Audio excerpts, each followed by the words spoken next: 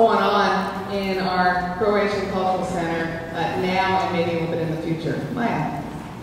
Thank you, Ms. Hahn.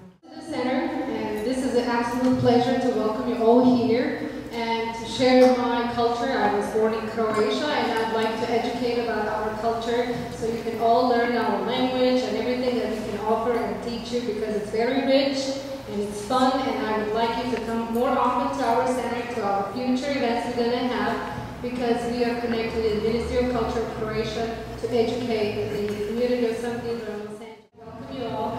Thank you for having me, and thank you for coming here. So, have fun.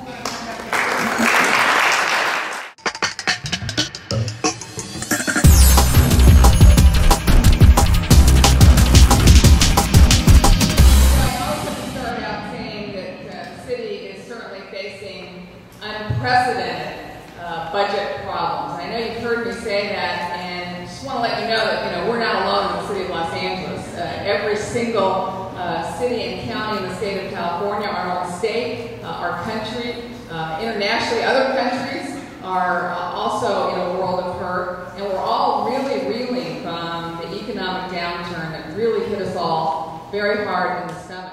And I've been faced with some tough decisions on the city council of how do we continue to be a city, how do we continue to provide services, how do we continue to give you what you deserve, how do we keep public safety, how do we make sure we have enough police officers, have enough firefighters to respond to you when you need them, how do we keep your streets paved, how do we keep your trees trimmed, how do we keep those potholes filled, and how do we give you your value for being a resident of the city of Los Angeles. You pay taxes.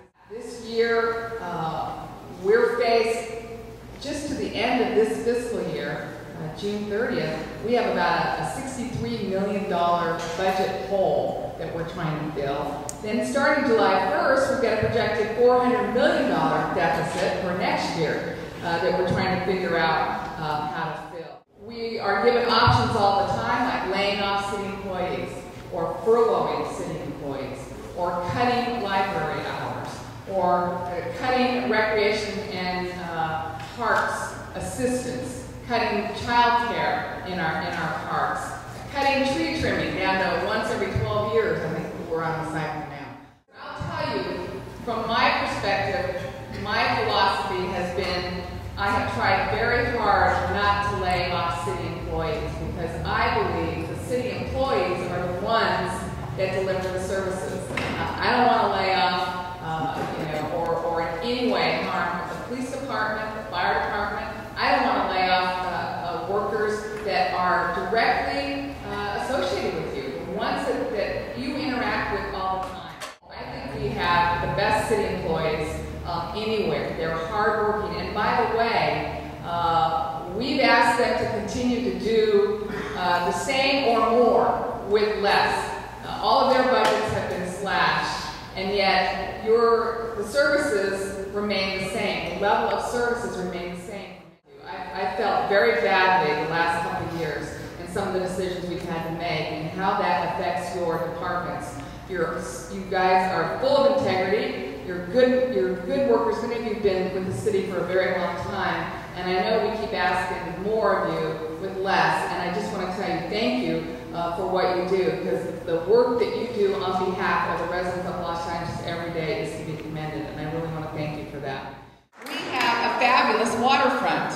We have a main channel, in my opinion, that rivals any other port city in the country.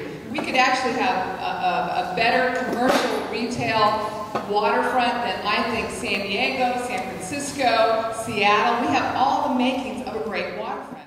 I've been pushing since I got elected, and I will tell you, it hasn't happened yet, but I am an eternal optimist that we should continue to build the waterfront promenade that stretches all the way from the Vincent Thomas Bridge to the breakwater, so folks can come down, particularly in tough times, and just come and walk along our waterfront, see the maritime theater that goes on out there every single day. I want to see our Ports Call area revitalized, remodeled, get up to date with what I think it could be. I think if you provide more restaurants, more spend their money in our economy. I also have been a big supporter of bringing the battleship USS Iowa here to the Port of Los Angeles. The conservative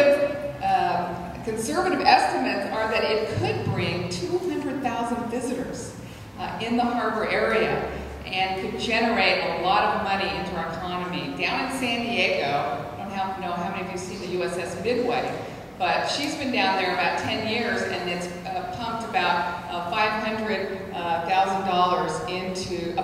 million into the economy down in the San Diego area, just having the Midway down there. So you can ask Augie how that's coming and if that's going to be a reality, because I think it's a good idea. And I'd like to thank Ms. Hahn and Department of Water Power that he was alone. And for transportation, I have a question.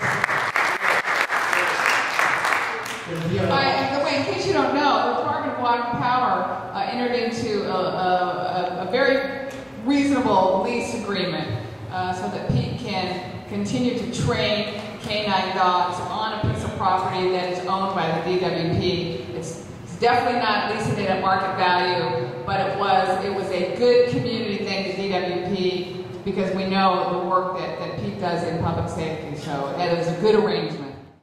For parking, please leave with, our kids have to play soccer, they have a field of dreams, and on the weekends they have to park down there, and please be considerate of giving the tickets down on Westmont up to the Dreamer Fields. Because people have to park, there's not enough parking upstairs. So consider that to be more, considerate. On the Capitol in Berrywood, I went up to the office, there's a stop sign that has been knocked down 10 times last year. 4 times, just 4 times in December, and 1 time in January. And now they put it up, put it up, put it up, put it up, put it up again. My name is Scott. I'm going to keep this real quick because everyone's been here for a while. I got off work, came down. John Mayor's a good friend, suggested it. I'm glad he did. I'm a homeowner also since 05, 4th generation San Pedro myself. My mother lives around the corner from this room. But several different questions. The first one, I'm just going to say one question, let you guys go. My question is about the sanitation, the trash cans. You had mentioned that if there was a broken trash can, they'd come out and replace it. There's a fee for that. And I got charged, so I don't know what happened or how it happened or whatever, but I got charged for 2 different trash cans, and it was dumped in a way where I didn't break the trash can. When they come and pick up the trash cans, it's kind of just like, I know it's a speed thing, they're trying to get it done quickly, and I understand that, but it's a pick up and a dump. I come home, my trash cans are almost down the street, and I've had neighbors bring them back up. So, just if we can have a little clean up care of the trash cans that I have to repay, I'd appreciate that. I'll make sure if I can get the location, we'll make sure the driver who's driving the area knows about it. Regarding the charges, you can get as many blue and green containers for free.